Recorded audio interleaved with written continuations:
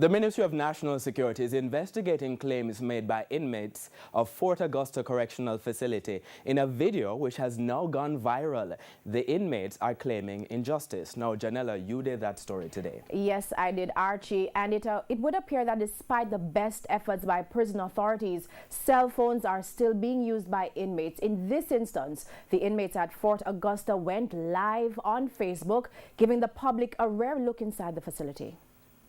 Wednesday, January 9, an inmate at Fort Augusta Correctional Facility is stabbed by another.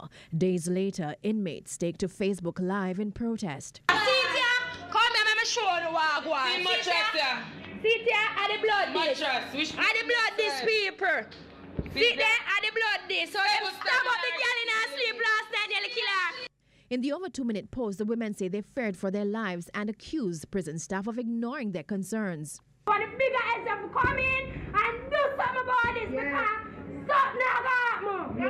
This week, they returned to the social media space, this time wrapped in bed sheets to conceal their identities. The women claim that since making their issues public, they're being victimized by the prison staff. Officers start to deal with us away, even on our own food line.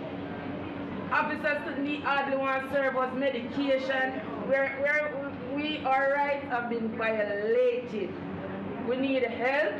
We need more people to come on board with us, like, share, comment, do more things, because your daughter, your niece, your nephew, your granddaughter, your cousin, your sister, anyone who could have been in a situation. Joining the protesters was the woman who was stabbed last week. When we contacted the Ministry of National Security, we were told that the matter was being investigated and that a detailed statement was being prepared.